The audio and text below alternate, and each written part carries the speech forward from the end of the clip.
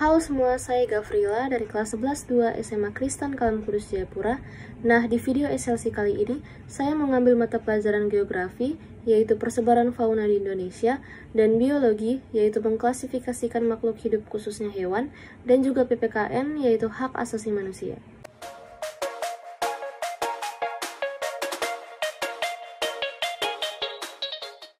Indonesia dikenal dengan keanekaragaman hayatinya. Salah satu contohnya yaitu ditandai dengan beraneka-ragamnya flora dan fauna.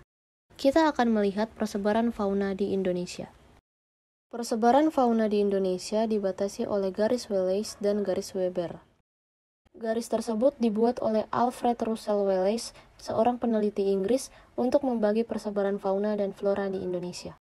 Wallace membuat garis Wallace yang memisahkan jenis fauna Indonesia bagian barat atau daerah oriental dengan bagian timur atau daerah Australian, dan Weber membuat garis Weber yang memisahkan jenis fauna Indonesia bagian timur dan tengah yang dikenal dengan daerah peralihan. Di Indonesia, daerah persebaran fauna dibedakan menjadi 3 kawasan, yaitu kawasan Indonesia bagian barat atau fauna tipe Asiatis, yang kedua kawasan Indonesia bagian tengah atau fauna tipe peralihan, dan yang ketiga kawasan Indonesia bagian timur atau fauna tipe Australis.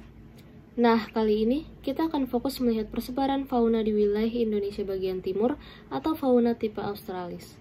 Kelompok hewan tipe Australis terdapat di Pulau Papua dan pulau-pulau sekitarnya. Fauna Australis bisa juga disebut sebagai fauna hewan endemik Indonesia bagian timur. Mereka memiliki ciri khas tertentu yang tak ditemukan pada hewan di wilayah Indonesia lainnya.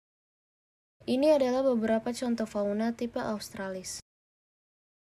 Selanjutnya, kita akan melihat lebih spesifik lagi bagaimana hewan-hewan tersebut bisa hidup. Saya mengambil satu contoh fauna khas Australis, yaitu kanguru pohon.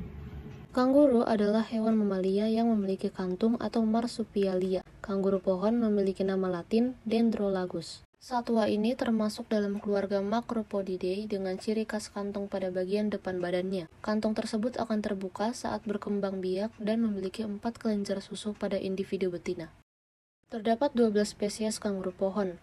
Mereka memiliki variasi ukuran dan warna bulu yang cukup signifikan, dengan ukuran kepala dan panjang tubuh sekitar 41 hingga 77 cm atau 16 hingga 30 in, panjang ekor 40 hingga 87 cm atau 16 hingga 34 in, dan berat mencapai 145 kg atau 320 pon. Betina berukuran lebih kecil dari jantan.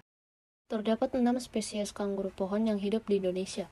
Di antaranya adalah kanguru pohon Domea atau Dendrolagus dorianus, kanguru pohon hias atau Dendrolagus goodfellowi, kanguru pohon Wakera atau Dendrolagus inustus, kanguru pohon baiso atau Dendrolagus baiso, kanguru seri atau Dendrolagus stellarum, dan kanguru pohon Nemena atau Dendrolagus ursinus.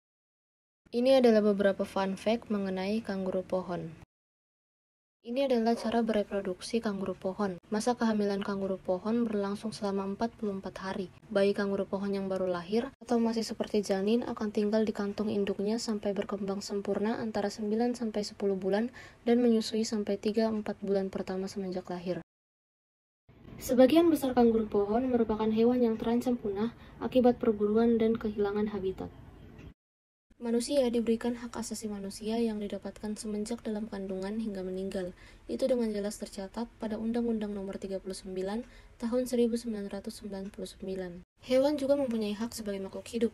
Untuk melindungi keberadaan dan kelangsungan hidup dari satwa yang ada di Indonesia, pemerintah mengeluarkan peraturan perundang-undangan. Adapun tercatat pada Undang-Undang Nomor 5 Tahun 1990 mengenai konservasi sumber daya alam, Undang-Undang Nomor 41 Tahun 1999 tentang Kehutanan, Undang-Undang Nomor 18 Tahun 2013 tentang Pencegahan dan Pemberantasan Perusakan Hutan, dan Undang-Undang Nomor 32 Tahun 2009 tentang Perlindungan dan Pengelolaan Lingkungan Hidup. Hewan tidak bisa menuntut haknya sendiri seperti manusia. Untuk itu, kita sebagai umat manusia perlu membantu hewan untuk memenuhi haknya dan memperjuangkan haknya jika tidak terpenuhi. Kita perlu menghargai makhluk hidup lainnya karena semuanya itu ciptaan Tuhan. Kesimpulan yang dapat saya ambil adalah, kita sebagai makhluk hidup diciptakan dengan peran yang berbeda-beda. Kita hidup dengan membutuhkan satu sama lain.